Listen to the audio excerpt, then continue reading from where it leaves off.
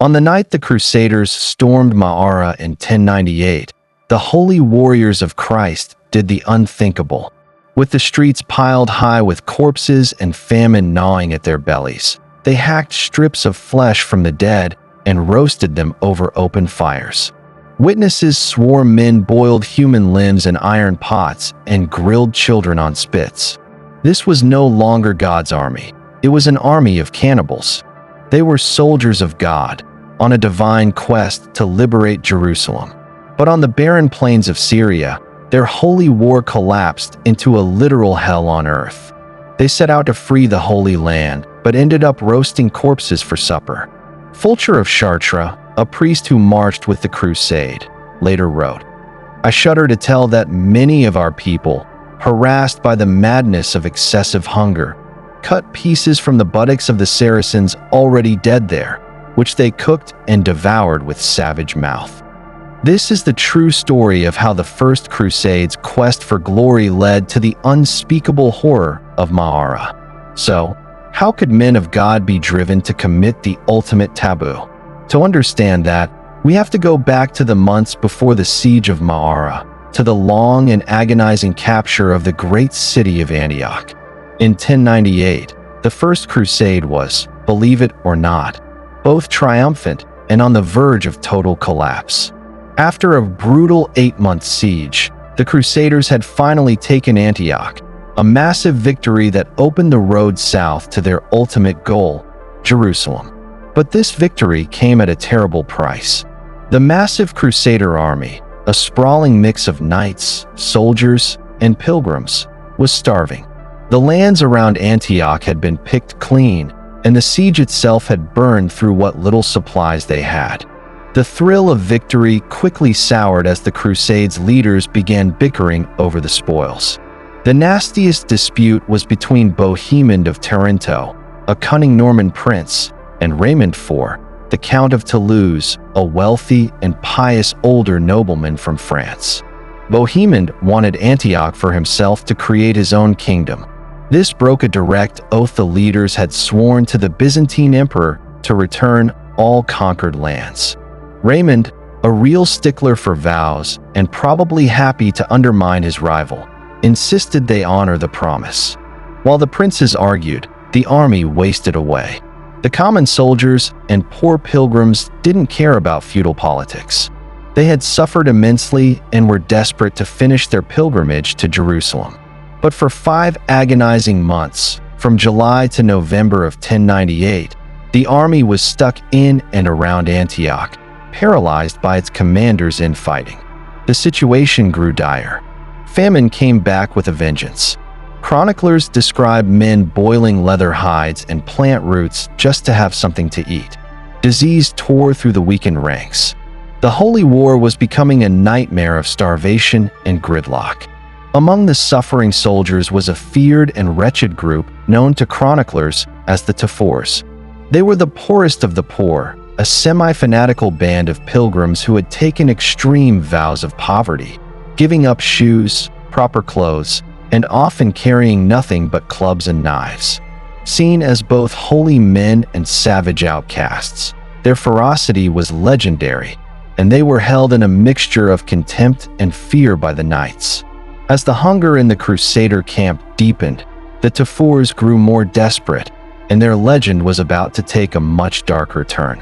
It's worth noting, however, that later chroniclers may have exaggerated their role, possibly to use them as scapegoats for the horrors to come. The pressure from the common soldiers finally boiled over.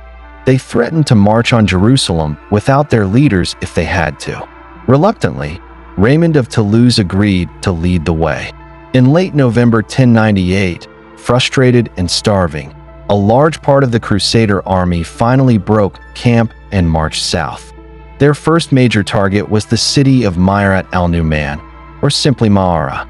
It was a prosperous walled city known for its rich harvests of figs and olives. To a starving army, it wasn't just a strategic objective, it was a pantry. They had no idea the city would become the stage for their descent into hell. When Raymond's army of the hungry arrived at Ma'ara in late November 1098, the city's defenders were cautious but not overly worried.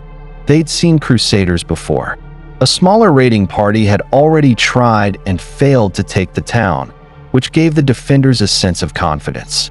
The city was protected by strong walls and a deep, dry moat, tough obstacles for any army, let alone one this weak.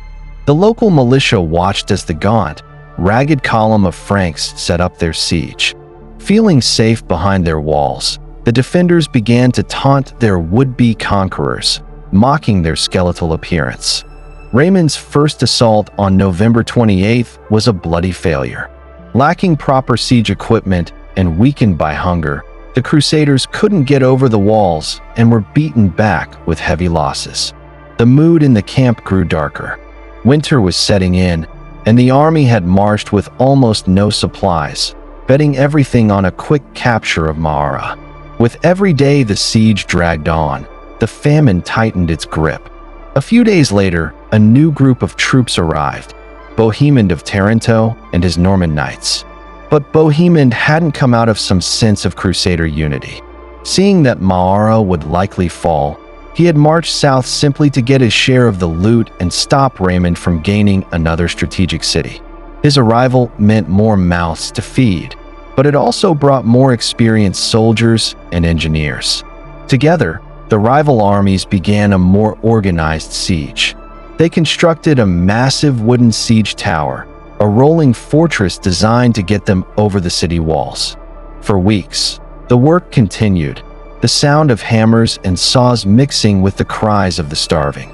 The conditions in the Crusader camp were horrific. Soldiers scavenged for anything remotely edible. Death was everywhere, not just from the fighting, but from starvation. Inside Mahara, the mood was shifting from confidence to fear. The relentless construction of the siege tower showed the Crusaders' grim determination. They knew what had happened at Antioch, where a captured city had suffered a horrific massacre. The siege had become a brutal race against time. For the Crusaders, a race against starvation. For the defenders, a race against the completion of the tower that would surely spell their doom. By early December, the tower was finished. The final assault was about to begin. On December 11th, 1098, the Crusaders rolled their massive siege tower toward the walls of Mahara. From the top, archers rained down arrows while knights and soldiers prepared for the final push. The city's defenders fought back bravely, but it wasn't enough. After a fierce struggle, a group of knights dropped a ramp from the tower onto the battlements. The city's defenses were breached. What followed was pure horror. As Crusaders poured over the walls, the city's defense collapsed into chaos. Bohemond offered surrender terms to a group of wealthy citizens, promising to spare their lives in exchange for their treasure. They accepted, only to be massacred or enslaved along with everyone else. As night fell, the killing paused, but the looting didn't. The poorer soldiers, frantic with hunger, ignored their commanders and ransacked the city in the dark. An eyewitness reported, "One could scarcely go about the streets except by treading on their dead bodies." Some Arab sources claim as many as 20,000 inhabitants were slaughtered. While this number is likely an exaggeration, it reflects the sheer brutality of the attack. The Crusaders had won, but their victory was hollow. They were horrified to find that the prosperous city had far less food than they'd imagined. Whatever supplies the city held were gone within days. Now they were trapped in a corpse-filled city, still starving. It was in this moment that the unthinkable happened. The primary sources, written by Christian chroniclers who were on the crusade, are chillingly clear.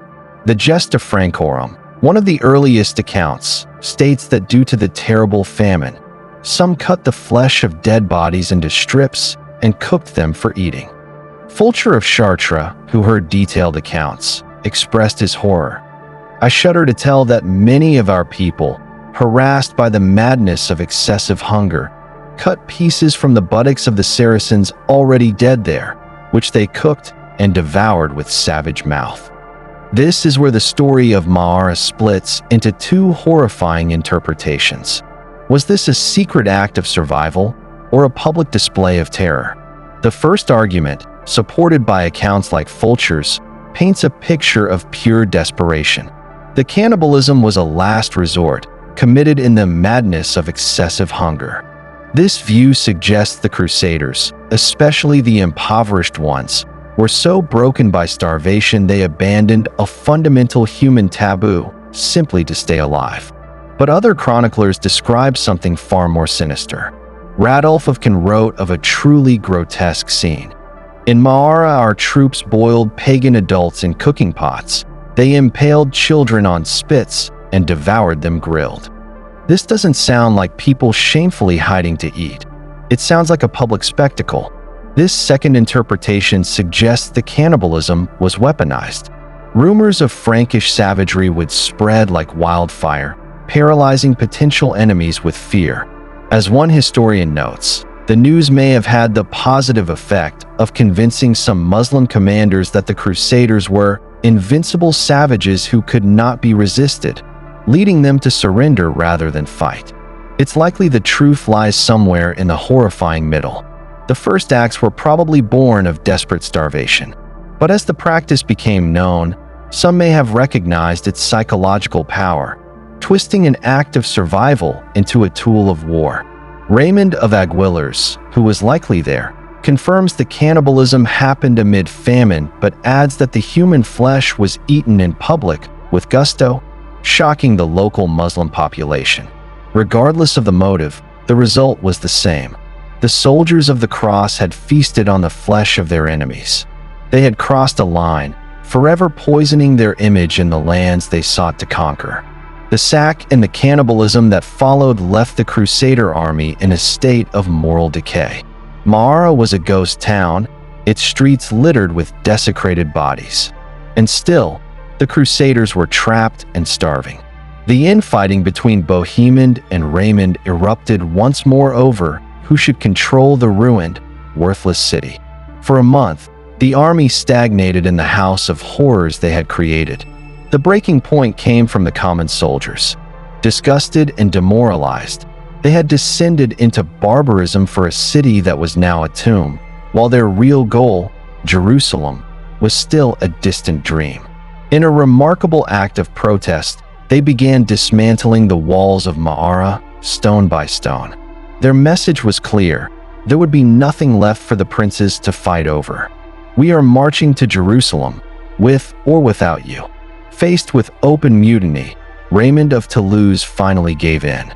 He left Ma'ara, barefoot like a humble pilgrim, and at last led the army south. As the Crusaders marched on, the story of what happened at Ma'ara began to spread. For the Crusaders, it was an episode of deep shame. Christian chroniclers who wrote about it were clearly uncomfortable. They either downplayed it, expressed their disgust, or tried to justify it as a sad consequence of extreme starvation.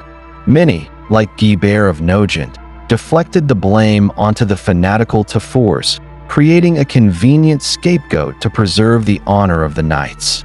The incident was a dark secret that contradicted the ideal of the pious warrior. But in the Muslim world, it wasn't a secret, it was a defining atrocity. The news of the massacre and cannibalism at Ma'ara cemented an image of the Frankish invaders as inhuman monsters. They weren't just another army of foreign invaders anymore. They were seen as beasts and man-eaters. Local poets and oral traditions preserve the memory of the cannibals of Ma'ara, fueling a deep and lasting hatred. This legacy of horror had profound consequences. It hardened attitudes, helping transform the conflict from a territorial war into a clash defined by existential fear. The trauma inflicted at Ma'ara became part of the collective memory that fueled the Muslim counter-crusade, inspiring the fierce resistance of future leaders like Saladin, who rose to unite the Muslim world against the invaders who had desecrated their lands and devoured their people. The events at Ma'ara ensured the conflict would be fought with a bitterness that would linger for centuries. The First Crusade is one of history's most extraordinary and bloody chapters. It was a pilgrimage of incredible faith, a military campaign against impossible odds, and a journey into the darkest corners of the human soul. At the heart of this story is the horror of Ma'ara, a moment so shocking it challenged the very idea of a holy war. Here, on the plains of Syria, the lines between saint and sinner, liberator and monster, were completely erased. Driven by a famine so absolute it bordered on madness, soldiers who believed they were doing God's work committed the ultimate desecration. Whether it was born of desperation or used as a weapon of terror, the cannibalism at Ma'ara became a permanent stain on the legacy of the Crusades. For Christian chroniclers, it was a shameful memory to be explained away. For the Muslim world, it was proof of an inhuman barbarism that had to be fought at all costs. The events of 1098 are a grim reminder of how the passion of faith, when mixed with the extreme pressures of war and starvation, can strip away civilization and drive people to do the unimaginable. The road to Jerusalem, the holiest city on earth, was paved not just with prayer, but with atrocities that would haunt the relationship between the Christian and Muslim worlds forever. If you thought Knights of the Cross were paragons of faith and honor, wait until you hear what happened when hunger turned them into monsters. Click the link above to uncover the true story of the Feast of Human Flesh, the Donner Party's frozen hell.